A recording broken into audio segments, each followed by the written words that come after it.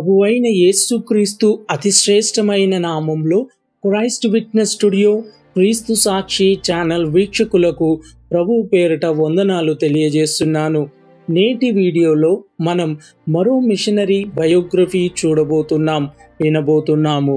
Bible గ్రంథములో మనం చూస్తే బాప్తీసమిచ్చు యోహాను, ఆ దినముల యందు బాప్తీసమిచ్చు యోహాను వచ్చి పరలోక రాజ్యము సమీపించి ఉన్నది, మారు మనసు పొందుడి అని యూదయ అరణ్యములో ప్రకటించుచుండేవాడు. ఇతనికి మిడతలు, అడవి తేనెయు ఆహారములు. ఈ బాప్తీసమిచ్చు యోహాను గారి జీవితము ఎంత నిరాడంబరమైన జీవితమో మనం చూసాం. అచ్చం ఇలాగే ఒక ధనవంతుడైన వ్యక్తి రక్షణ పొంది దేవుని కోసం, దేవుని స్వార్థ కోసం సమస్తమును వదులుకొని అతి సాధారణమైన నిరాడంబరమైన జీవితాన్ని జీవించాడు. అతనే సెయింట్ ఫ్రాన్సిస్.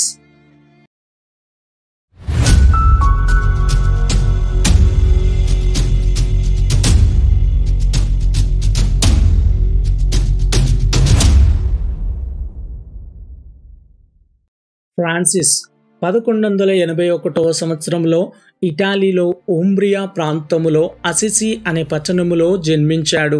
ఇతని తండ్రి పేరు పీటర్ బాండ్. ఇతను ధనవంతుడైన వ్యాపారస్తుడు. ఫ్రాన్సిస్ తండ్రి గారు చాలా మూర్ఖత కలిగిన కఠినుడైన వ్యక్తి. ఫ్రాన్సిస్ పెద్దవాడగుచుండగా తన తండ్రి ప్రవర్తనను చూసి ద్వేషించుట మొదలుపెట్టెను. కానీ అతని వ్యాపారమును ధనమును ప్రేమించెను. ఫ్రాన్సిస్ తన 14 సంవత్సరాల వయసులోనే తన తండ్రి ద్వారా వ్యాపార పద్ధతులను నేర్చుకుని డబ్బును సంపాదించటం మొదలుపెట్టెను. తన కుమారుడు గొప్ప ధనికుడు కావాలని అతని తండ్రి అతని ఇష్టానికి వదిలిపెట్టగా, ఫ్రాన్సిస్ మాత్రం చేతి నిండా డబ్బులతో, విపరీతమైన విలాసాలతో, ఆడంబరములతో, అహంభావముతో, ఆటలతో అలా తన యవ్వన జీవితమును గడుపుచుండేవాడు. ధనవంతులతో సావాసం చేస్తూ తన జీవితమును పాడు చేసుకునిచుండెను. ఫ్రాన్సిస్ ఒక్కసారి రోమా పట్టణమునకు యాత్రకు వెళ్ళెను. అయితే అక్కడ కుష్ఠరోగులను, పేదలను చూసినప్పుడు అతని హృదయము కదిలింపబడింది. ఫ్రాన్సిస్ తన 20వ సంవత్సరంలో ఒక భయంకరమైన వ్యాధికి గురి అయి బహు బలహీనుడయ్యాడు. ఆ సమయంలో ఫ్రాన్సిస్ దేవుని స్వరమును వినెను. ఏమని అంటే, యజమానుని సేవించటం మేలా లేక దాసుని సేవించటం మేలా? యజమానుడనైన నన్ను విడిచి లోక భోగాలు అనే దాసుని నీవు వెంబడించుచున్నావా అనే మాటలు తన పాప జీవితము కొరకు లోతుగా పశ్చాత్తాపం పడేటట్లుగా చేసెను. ఆ రాత్రి నుండి ఫ్రాన్సిస్లో ఒక గొప్ప మార్పు కలిగెను. అప్పుడు ఫ్రాన్సిస్ ఏకాంతముగా వెళ్ళి ప్రార్థన చేసుకొనుటకు, క్రీస్తు వలె జీవించుటకు ఆశపడెను. ఫ్రాన్సిస్ ఒకరోజు శాండిమెన్ అనే ఆలయమునకు వెళ్ళి అక్కడ మోకాల మీద ప్రార్థించటం మొదలుపెట్టాడు. అలా ప్రార్థించుచుండగా ఫ్రాన్సిస్కు ఒక మెల్లని స్వరం వినిపించింది. నా ఇల్లు పాడైపోయి ఉండుట చూచితివా, వెళ్ళి బాగు చేయి. అప్పుడు ఆశ్చర్యపడ్డ ఫ్రాన్సిస్ సంతోషముతో, తప్పకుండా చేసేదను ప్రభువా అని అనెను. తన తండ్రి డబ్బుతో దేవుని ఆలయ కట్టడములను బాగు చేయుట మొదలుపెట్టాడు. అప్పుడు అతని తండ్రి, నా డబ్బు ఎందుకు వాడుకుంటున్నావు అని ఫ్రాన్సిస్తో తగాదపడి ఫ్రాన్సిస్ని కోర్టుకు లాగాడు.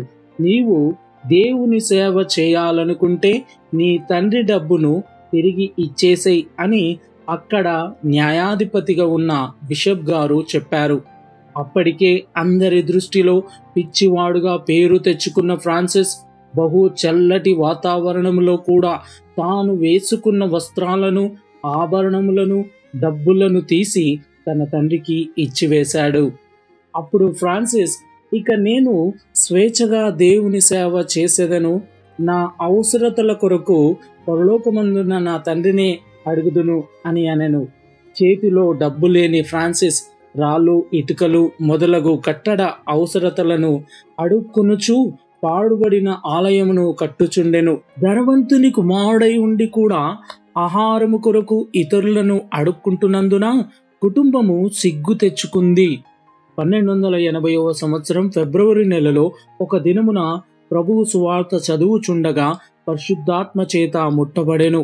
యేసు క్రీస్తు తన శిష్యులను పంపినప్పుడు వారితో డబ్బునైనను సంచినైనను తీసుకొని వెళ్ళవద్దని, సర్వలోకమునకు వెళ్ళి సర్వ సృష్టికి సువార్తను ప్రకటించమని చెప్పిన మాటలు అతనికి కనువిప్పు కలిగెను. అప్పుడు అతను తన దట్టిని, చెప్పులను, కర్రను తీసివేసి సామాన్యమైన ఒక అంగిని ధరించి నడుము చుట్టూ ఒక త్రాడు కట్టుకొనెను. దేవుని సంఘమును కట్టుట అంటే కట్టడముల కాదు, ఆత్మలను సంపాదించుట అని గ్రహించుకున్నాడు.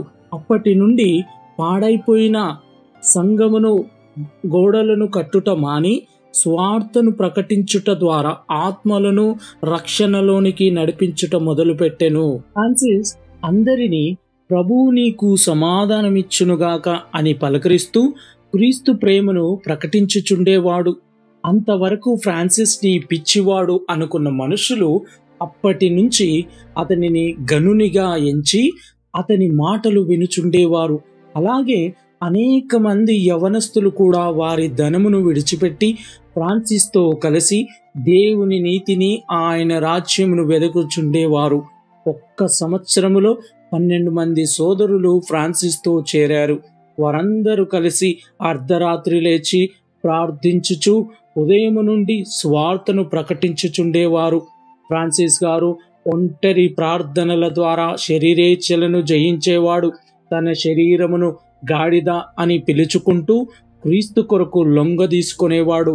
ఒకప్పుడు సుఖభోగాలయందు జీవించి బీదలను తృణీకరించే ఫ్రాన్సిస్ ఇప్పుడు దరిద్రమును ప్రేమించుచు పేదలకు, వ్యాధిగ్రస్తులకు, కుష్ఠరోగులకు సేవ చేయడమే తన జీవిత ధ్యేయంగా భావించెను. సేవ అక్కరలకై దేవుని వైపు చూచేవాడు. ఈయన బోధ సూక్ష్మమైనదిగాను మనస్సాక్షిని కదిలించి మారు మనస్సులోనికి నడిపించేదిగాను ఉండెను. అలాగే భయంకరమైన దొంగలు మార్చబడ్డారు. కుష్ఠరోగులను ప్రేమించి వారి పుండ్లను కడుగుచుండగానే వారు పూర్తి స్వస్థత పొందుచుండేవారు. ఫ్రాన్సిస్ దేవుడు చేసిన జంతువులను, పక్షులను బహుగా ప్రేమిస్తూ వాటికి కూడా స్వార్థను ప్రకటించుచు ప్రభువును స్తుతించమని పక్షులతో పలికినప్పుడు అవి పాటలు పాడుచుండేవి. ఫ్రాన్సిస్ చాలాసార్లు ఇటాలీ సరిహద్దులను దాటి స్వార్థను ప్రకటించెను. 1214లో మరొక ప్రాంతానికి వెళ్ళి అతడి ప్రజలను రక్షించాలని, అవసరమైతే అక్కడనే హతసాక్షిగా మరణించాలని ప్రయాణమయ్యెను. కానీ అనారోగ్య కారణాల వల్ల తిరిగి రావలసి వచ్చెను.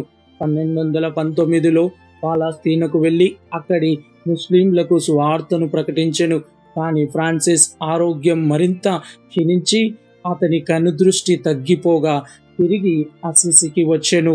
1224 సెప్టెంబర్ నెలలో అతని కాళ్ళలో, చేతులలో గాయములు ఏర్పడినందున నడవలేని స్థితిలో గాడిదపై ప్రయాణము చేసెను. ఫ్రాన్సిస్ తన చివరి దినాలలో ఒక చిన్న గుడిసెలో గడిపెను. ఫ్రాన్సిస్ మరణ సమయములో ప్రేమ అను ఆయుధము కలవాడే ఈ సేవ కొనసాగించుటకు తగినవాడు అని చెప్పెను. 1226 అక్టోబర్ 13వ తేదీన రాత్రి తన 45వ ఏట ప్రభువు నొద్దకు వెళ్ళెను. ఆమేన్. ఇది ఫ్రాన్సిస్ గారి జీవిత చరిత్ర. ఇలాగున ఫ్రాన్సిస్ జీవితము మనకు బోధిస్తున్న విషయం ఇదే.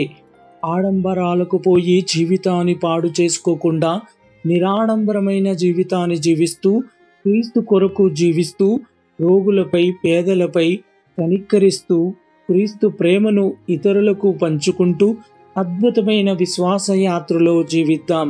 ఆమేన్. మేము మన ఛానల్లో అందించిన ఇతర వీడియోలను కూడా తప్పకుండా చూసి మీ మిత్రులకు, శ్రేయోభిలాషులకు షేర్ చేయండి. ఈ వీడియో మీకు నచ్చితే లైక్ చేసి ఈ వీడియోపై మీ కామెంట్ను పోస్ట్ చేయండి. ఇప్పటి వరకు మన ఛానల్ని సబ్స్క్రైబ్ చేయకుంటే వెంటనే సబ్స్క్రైబ్ చేసి క్రొత్త వీడియోల నోటిఫికేషన్స్ కోసం సబ్స్క్రైబ్ బటన్ ప్రక్కన ఉన్న బెల్ ఐకాన్ని క్లిక్ చేయండి. అందరికీ వందనాలు. Thank you. Praise the lord. Amen.